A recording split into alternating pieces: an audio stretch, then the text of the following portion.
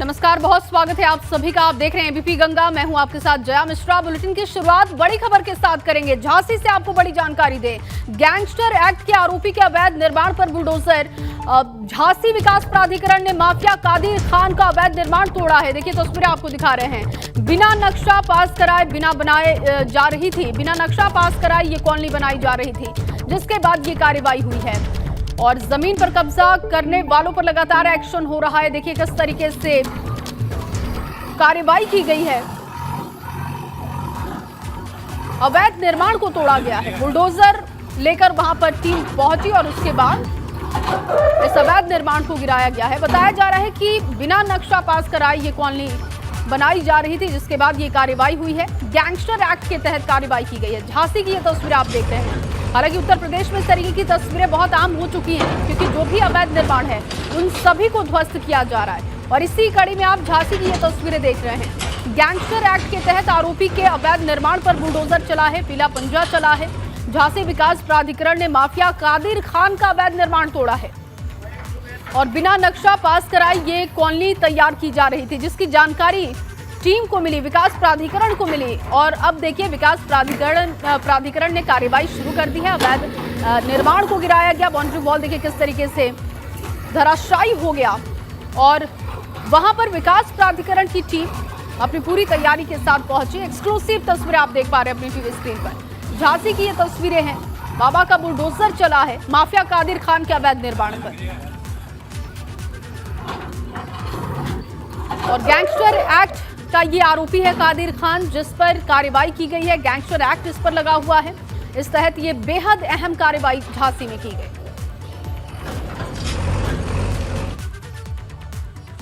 और अब आपको अयोध्या से एक बड़ी खबर दे दे। अयोध्या के माझा, जमथरा और गौरापट्टी क्षेत्र में विकास प्राधिकरण का बुलडोजर गरज रहा है। जमथरा से लेकर अयोध्या धाम में गोला घाट तक ये पूरा इलाका डूब क्षेत्र में आता है। इस क्षेत्र में जमीन के कागजात में खेलकर भूमाफियाओं के द्वारा कौड़ियों के भाव जमीन बेचने की लगातार शिकायतें मिल रही थी। वहीं विकास प्राधिकरण पर अवैध कब्जेदारों के संरक्षण को लेकर भी आरोप लगे और इन आरोपों के बीच अचानक पूरा तंत्र हरकत में आ चुका है। अयोध्या के सरयू किनारे क्षेत्रों पर बुलडोजर चल रहा है। हालांकि बुलडोजर लेकर अचानक हरकत में आने को लेकर भी सवाल उठाए जा रहे हैं और इसकी चपेट में सेना के वर्तमान और सेवानिवृत्त कई जवानों के परिवार समेत ऐसे बहुत सारे लोग आ रहे हैं जिनका सपना महज एक मकान के निर्माण का होता है। और देखिए जब बुलडोजर लेकर वहां पर टीम पहुंची तो लोगों ने विरोध भी इसका किया, क्योंकि कई परिवारों के मकान इस जद में आ रहे हैं, जिससे उनमें आक्रोश भी है। मैं कल ताराजीपुरम, रजौली, गौरापट्टी गया था। हजारों मकान वहां पर बने हैं और कुछ दिन पूर्व योगी सरकार के अधिकारियों के द्वारा बगैर किसी सूचना के जो पूर्व सैनिक हैं, ये दुर्भाग्य है कि वहां पर 70% उनके प्लाट और मकान हैं जो सैनिक हैं, या तो वर्तमान में वो सेना की सेवा कर रहे हैं, बॉर्डर पर हैं, या रिटायर हो गए हैं सेना से। और सेना में काम करने वाला व्यक्ति जो इस मातृभूमि माँ भारती की रक्षा करता है, एक एक रुपया जोड़कर कैसे उसने 700, 800, 1200 का प्लाट लिया और बगैर किसी सूचना के योगी सरकार के अधिकारियों ने बुलडोजर चला दिया। और हम सब उसका परीक्षण करा रहे हैं, प्रशासन के लोग भी परीक्षण करा रहे हैं, जिससे भविष्य में जनता का उत्पीड़न न हो और वो जल्दी ही उसका परीक्षण हो जाएगा। सारी बातें सामने। और अगली खबर अब मेरठ से आपको बता दें। मेरठ में फिर गरजा बुलडोजर। नगर निगम ने अवैध निर्माण पर बुलडोजर चला दिया है। दरअसल मेरठ में भोला रोड पर यह अभियान शुरू किया गया। भारी विरोध के बावजूद अभियान को जारी रखा गया। 2 दर्जन से ज्यादा अवैध निर्माणों को तोड़ा गया है। नालों से भी अतिक्रमण को हटाया गया है। देखिए तस्वीरें आप देख पा रहे हैं। मेरठ की ये तस्वीरें हैं। इससे पहले अयोध्या की तस्वीर और झांसी की तस्वीर भी आपने देखी। और अब देखिए नगर निगम ने कैसे अवैध निर्माणों को तोड़ा है बुलडोजर चलाकर। नालों पर जो अवैध अतिक्रमण किया गया था उसे भी हटा दिया गया है। लोगों को पहले इस बात को लेकर चेतावनी दी गई थी कि अगर आपके अवैध निर्माण है तो फिर आप जल्दी से हटा लीजिए, लेकिन जब हरकत में लोग नहीं आए तो उसके बाद बुलडोजर लेकर वहां पर नगर निगम की टीम पहुंची और अवैध कब्जों को हटाया गया। और अब खबर सिद्धार्थनगर से है, जहां फायरिंग करते युवक का वीडियो सोशल मीडिया पर वायरल हो गया। वायरल वीडियो में पिस्टल लेकर खुलेआम फायरिंग करता युवक दिखाई भी दिया। वायरल वीडियो में युवक ने लगातार 4 बार फायरिंग की है। ये देखिए तस्वीरें आपको दिखा रहे हैं। और मोहाना थाना क्षेत्र के पोखरिया गांव का ये वीडियो बताया जा रहा है। 1 हफ्ते पहले का ये वीडियो है। 1 हफ्ते पहले सोशल मीडिया पर इसे अपडेट किया गया था, अपलोड किया गया था। और अब देखिए इस पूरे मामले में कार्रवाई होती है या नहीं ये देखना होगा, क्योंकि ये वायरल वीडियो और अब इसके आधार पर क्या संज्ञान पुलिस लेती है। सिद्धार्थनगर की ये तस्वीरें सामने आई। देखिए किस तरीके से खुलेआम ये व्यक्ति फायरिंग कर रहा है। 4 बार इसने फायरिंग की।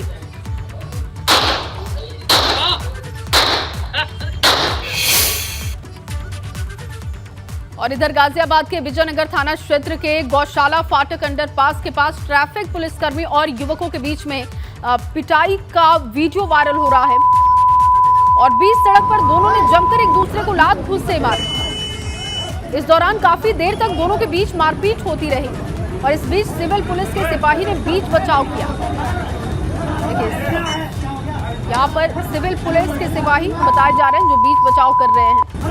ट्रैफिक पुलिसकर्मी और युवक में भिड़ंत हो गई किसी बात को लेकर। गाड़ी रुकवाने के बाद ये पूरा विवाद हुआ। काफी देर तक वहां पर मारपीट होती रही।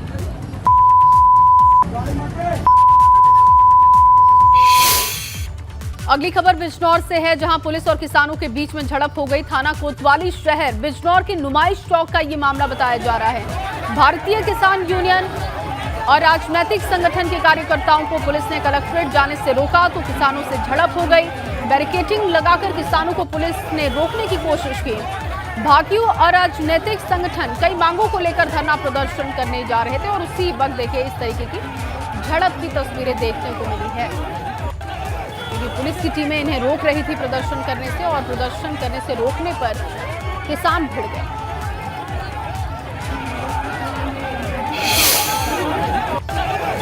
अब खबर कासगंज से है, जहां कासगंज में पुलिस ने खेड़िया मोहल्ले में बड़ी कार्रवाई की। पुलिस ने एक सचिन उर्फ सचिव की 71 लाख रुपए की संपत्ति जब्त कर ली है। पुलिस के मुताबिक ये कार्रवाई गैंगस्टर एक्ट के तहत की गई है। आरोप है कि सचिन उर्फ सचिव बड़े पैमाने पर जुआ कराता है। संपत्ति अवैध तरीके से इकट्ठा इसने की है। साथ ही जुआ माफिया की 3 संपत्तियों पर कुर्की के नोटिस चस्पा कर दिए गए। कासगंज पुलिस ने मुनादी कराने के बाद जुआ माफिया के खिलाफ कार्रवाई करते हुए उसकी 3 संपत्तियां सीज की।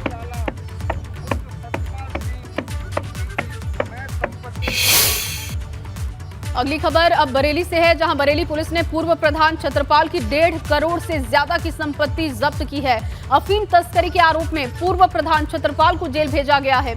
और इससे पहले भी पुलिस तस्करों की करीब 100 करोड़ से ज्यादा की संपत्ति को या तो जमींदोज किया जा चुका है या फिर फ्रीज किया जा चुका है।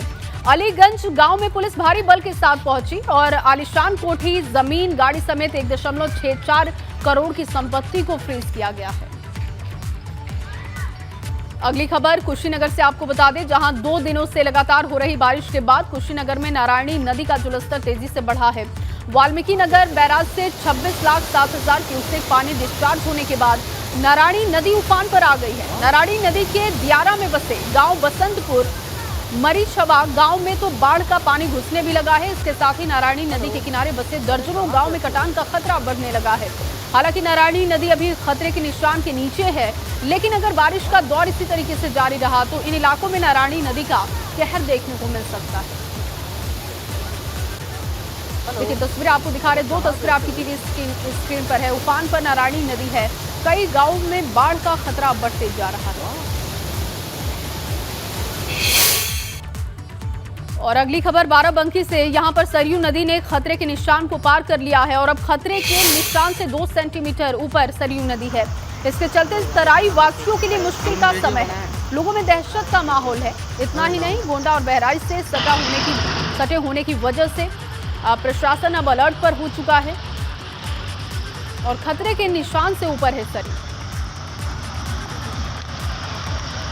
ऐसे में लोगों में दहशत भी है। हालांकि प्रशासन अलर्ट मोड पर है। प्रशासन का कहना है कि अगर स्थिति खराब होती है तो उसके लिए हम पहले से तैयार हैं। लोगों को भी अलर्ट पर रखा गया है। सुरक्षित जगहों का रुख करने के लिए वो तैयार है। और एक तरफ जहां पूरा देश बाढ़ ना आने की प्रार्थना करता है, लेकिन प्रयागराज में एक ऐसा भी मंदिर है जहां लोग बाढ़ आने के लिए प्रार्थना करते हैं। प्रयागराज में श्रद्धालु बाढ़ के लिए पूजा अर्चना करने में जुट गए हैं। एक ऐसा मंदिर है जहां गंगा और यमुना नदियों में बाढ़ आने के लिए हफ्तों तक पूजा अर्चना और प्रार्थना शुरू कर दी जाती है। इस बार भी लोग धार्मिक ग्रंथों का पाठ कर रहे हैं और बजरंग बली की आराधना कर रहे हैं। हालांकि बाढ़ का पानी जब इस मंदिर तक आ जाता है तो बजरंग बली को नहलाने के साथ ही कई मोहल्ले में आबादी के बीच घुसकर तबाही भी मचाता है। इस बार भी लोग गंगा की बाढ़ का मंदिर तक आने का बेसब्री से इंतजार कर रहे हैं। अगस्त के पहले और दूसरे हफ्ते तक गंगा और यमुना का पानी इस अनूठे मंदिर तक पहुंच जाता है। हालांकि अभी गंगा और यमुना हनुमान मंदिर से दूर हैं। और देखिए बड़े हनुमान की तस्वीरें आप देख रहे हैं। सबकी अलग अलग कामना होती है, सबकी अलग अलग इच्छाएं होती हैं, वो सब अपने अपने हिसाब से काम करते हैं। और रही बात ये बाढ़ आने न आने की, तो वो तो जब तक हनुमान जी स्नान यहाँ नहीं कर लेते तब तक बाढ़ बढ़ती ही रहती है। और जब स्नान इनका हो जाता है तो अपने आप गंगा जी का जल स्तर नीचे गिरने लगता है। एक साल में गंगा माँ आती है यहाँ पर नहलाने के लिए हनुमान जी को। जिस वर्ष यहाँ नहीं आती है नहलाने के, वहाँ पर मतलब कुछ घटना घट सकती है। मतलब ये कि हर साल यहाँ पर गंगा माँ आती हैं और यहाँ पर हनुमान जी को नहलाती हैं। फिर यहाँ पर गंगा जी का आरती होता है, फिर बढ़िया दूध दही घी सहित पंचामृत से उनका अभिषेक होता है। फिर आती हैं वहाँ पर गंगा माँ नीचे परिक्रमा करती हैं। इसके बाद फिर हनुमान जी को स्नान कराती हैं। इस बार अभी नहीं आए हैं, गंगा जी बढ़ रही हैं। जब गंगा जी आएंगे तो यहाँ पर हनुमान जी को नहलाएंगे। और चलिए अब आपको सीधे गोरखपुर लिए चलते हैं। मुख्यमंत्री योगी आदित्यनाथ वहां पहुंचे हुए हैं। मंदिर में कुश्ती प्रतियोगिता का आयोजन और सीएम बोल रहे हैं, सुनते हैं। हम सब जानते हैं कि आज से नहीं बल्कि कुश्ती जैसे आयोजन प्राचीन काल से ही भारत के अंदर भारत के पराक्रम को, शौर्य को प्रदर्शित करने का एक माध्यम रहे हैं। बजरंग बली से लेकर के और भीमसेन का जिक्र महाभारत के कालखंड में हम सब जानते हैं, सुनते हैं। आधुनिक कालखंड में भी अनेक ऐसे पहलवानों ने वैश्विक मंच पर और राष्ट्रीय मंच पर भी अपनी एक पहचान के माध्यम से गोरखपुर को, पूर्वी उत्तर प्रदेश को, प्रदेश को और देश को एक नई पहचान दी है। आप देख रहे होंगे इस समय राष्ट्रमंडल के खेल चल रहे हैं और उसमें भी भारत के जो खिलाड़ी हैं रेसलिंग में उनको सर्वाधिक अच्छी सफलता मिलती हुई दिखाई दे रही है। इस सफलता के पीछे खिलाड़ियों की अपनी रुचि और 2014 के बाद प्रधानमंत्री मोदी जी के द्वारा खेलो इंडिया खेलों के माध्यम से गांव-गांव तक खेलकूद की प्रतियोगिता को प्रोत्साहन। तो देखिए गोरखपुर से आप तस्वीरें देख रहे हैं। कुश्ती प्रतियोगिता कार्यक्रम में सीएम संबोधित कर रहे थे और यहां पर कुश्ती प्रतियोगिता का आयोजन किया गया है ताकि खिलाड़ियों का मनोबल भी बढ़े और खेल में देश आगे बढ़ रहा है। मुख्यमंत्री योगी आदित्यनाथ ने जिक्र भी किया। देखिए कॉमनवेल्थ गेम भी चल रहा है एक तरफ और वहां पर लगातार हम देख रहे हैं कि उत्तर प्रदेश के कई खिलाड़ियों ने प्रदेश का और देश का मान रोशन किया। उसका जिक्र भी यहां पर सीएम ने किया। चलिए सीधे एक बार फिर से गोरखपुर लिए चलते हैं और सीएम योगी आदित्यनाथ को सुनते हैं। 70 रुपए प्रतिदिन प्रदेश सरकार ने किया है। राष्ट्रीय चैंपियनशिप में भाग लेने वाले प्रदेश से सीनियर, जूनियर, सब जूनियर टीमों की भांति ही मिनी कैडेट यूथ वर्ग के प्रदेशीय टीमों को भी विशेष प्रशिक्षण शिविर, किट और रेल भाड़े की प्रतिपूर्ति की सुविधा भी सरकार वर्तमान में प्रदान कर रही है। आवासीय क्रीड़ा छात्रावासों में उत्कृष्ट प्रशिक्षण के लिए भी 50 अंतर्राष्ट्रीय खिलाड़ियों को 1.5 लाख रुपए प्रति माह के मानदेय पर प्रशिक्षण हेतु आबद्ध करने की स्वीकृति सरकार ने प्रदेश के अंदर दी है। प्रदेशीय क्रीड़ा संघों क्लबों समितियों को राष्ट्रीय और अंतर्राष्ट्रीय प्रतियोगिता के आयोजन हेतु अनुदान की राशि में भी सरकार ने बढ़ोतरी की है। खेल और खिलाड़ियों के प्रोत्साहन और संवर्धन हेतु एकलव्य क्रीड़ा कोष की स्थापना की गई है। इसके अंतर्गत खिलाड़ियों को fellowship, Olympic games, Commonwealth games, Asian games, world championship, world cup आदि प्रतियोगिताओं में पदक विजेता खिलाड़ियों को तैयार करने हेतु भी अनुदान और खिलाड़ियों के स्वास्थ्य बीमा की व्यवस्था इस एकलव्य क्रीड़ा कोष के माध्यम से प्रदेश सरकार ने की है। हम लोगों ने प्रदेश के अंदर खेल के विकास और खिलाड़ियों के प्रोत्साहन हेतु उत्तर प्रदेश खेल विकास और प्रोत्साहन नियमावली 2020 प्रदेश सरकार ने प्रख्यापित की है, जिसमें प्रदेश के उदीयमान खिलाड़ियों के लिए हम लोगों ने तहसील, जिला और मंडल स्तर पर प्रतियोगिताओं के आयोजन की एक व्यवस्था दी है और वित्तीय वर्ष में हम लोगों ने इस कार्य के लिए 8 करोड़ 55 लाख रुपए की धनराशि की व्यवस्था की है। तहसील स्तर पर प्रतियोगिता के आयोजन के लिए 60,000 रुपए, जिला स्तर पर प्रतियोगिता के लिए 5 लाख रुपए, मंडल स्तर पर प्रतियोगिता के लिए 15 लाख रुपए की व्यवस्था का आवंटन भी राज्य सरकार ने वर्तमान में किया है। पहली बार राज्य सरकार ने प्रत्येक जनपद में भारत सरकार के सहयोग से एक जनपद एक खेल योजना के अंतर्गत खेलो इंडिया सेंटर की स्थापना की भी कार्रवाई को हम लोगों ने आगे बढ़ाया है। उत्तर प्रदेश सरकार द्वारा सामान्य खिलाड़ियों की भांति ही दिव्यांगजन खिलाड़ियों के लिए भी समस्त शासकीय सुविधा वर्तमान में हम लोग प्रदान कर रहे हैं। खेल और खिलाड़ियों के हित को ध्यान में रखते हुए प्रदेश सरकार ने राज्य का पहला स्पोर्ट्स विश्वविद्यालय मेरठ में बनाने का निर्णय लिया और उस पर कार्य भी हमारा प्रारंभ हो गया है।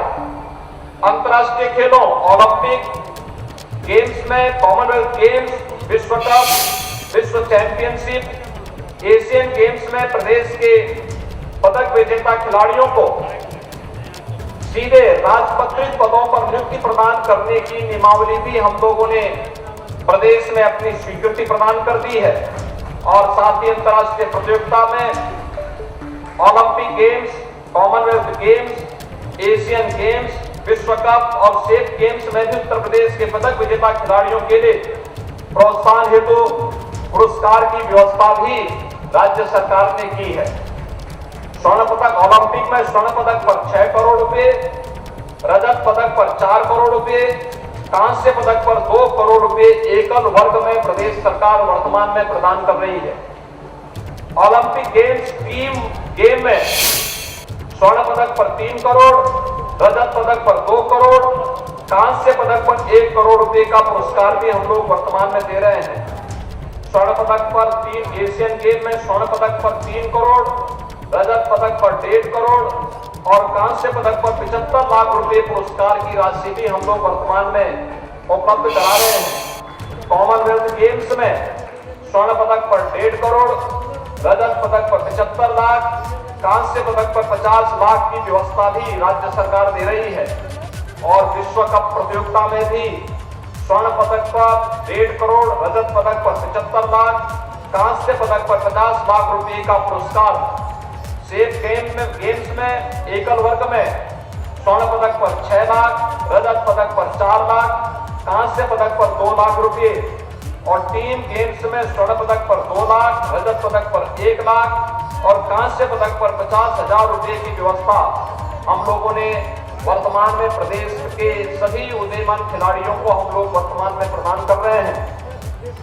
ओलंपिक गेम्स में प्रदेश के खिलाड़ियों के प्रतिभाग किए जाने पर प्रोत्साहन स्वरूप 10-10 लाख रुपए का कॉमनवेल्थ गेम्स और एशियन गेम्स में प्रतिभाग करने वाले प्रदेश के खिलाड़ियों को 5-5 लाख रुपए का नगद पुरस्कार भी प्रदान करने की व्यवस्था राज्य सरकार ने बनाई है और इसको हम सफलतापूर्वक आगे बढ़ा रहे हैं। इसी प्रकार Asia cup, Asian senior championship, youth Olympic games, youth Commonwealth games, junior विश्व कप, जूनियर विश्व कप, एशियन चैंपियनशिप और राष्ट्रीय स्तर पर सीनियर जूनियर सब जूनियर, मिनी, यूथ और कैडेट पदक विजेता खिलाड़ियों को प्रोत्साहन हेतु भी नगद पुरस्कार प्रदान करने की व्यवस्था राज्य के अंदर वर्तमान में है। प्रदेश सरकार द्वारा राष्ट्रीय और अंतर्राष्ट्रीय स्तर पर पदक विजेता खिलाड़ियों को प्रोत्साहित करने हेतु नगद पुरस्कार के खिलाड़ियों को प्रदेश का सर्वोच्च पुरस्कार पुरुष वर्ग में लक्ष्मण पुरस्कार और महिला वर्ग में रानी लक्ष्मीबाई पुरस्कार से सम्मानित हम लोग कर रहे हैं, जिसमें लक्ष्मण और पुरस्कार और रानी लक्ष्मीबाई पुरस्कार से सम्मानित होने वाले खिलाड़ियों को लक्ष्मण जी की या रानी लक्ष्मीबाई की कांस्य प्रतिमा के साथ ही प्रशस्ति पत्र के साथ साथ 3,11,000 रुपए की नगद धनराशि भी प्रदान करने की व्यवस्था है। सरकार द्वारा अर्जुन पुरस्कार, द्रोणाचार्य पुरस्कार, ध्यानचंद पुरस्कार, खेल रत्न पुरस्कार और खेल के क्षेत्र में पद्मश्री और पद्म विभूषण से सम्मानित खिलाड़ियों को 20,000 रुपए प्रतिमाह वित्तीय सहायता भी प्रदान की जाती है। प्रदेश के खिलाड़ियों के कल्याणार्थ चलाई जाने वाली योजना के अंतर्गत वृद्ध, अशक्त और विपदाग्रस्त राज्य स्तर के खिलाड़ियों को 4,000 रुपए, राष्ट्रीय स्तर के खिलाड़ियों को 6,000 रुपए और अंतर्राष्ट्रीय स्तर के खिलाड़ियों को 10,000 रुपए प्रतिमाह वित्तीय सहायता भी राज्य सरकार वर्तमान में प्रदान कर रही है।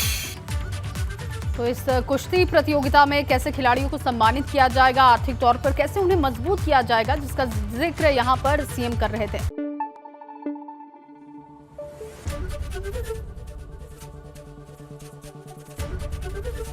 एबीपी गंगा, खबर आपकी, जुबान आपकी।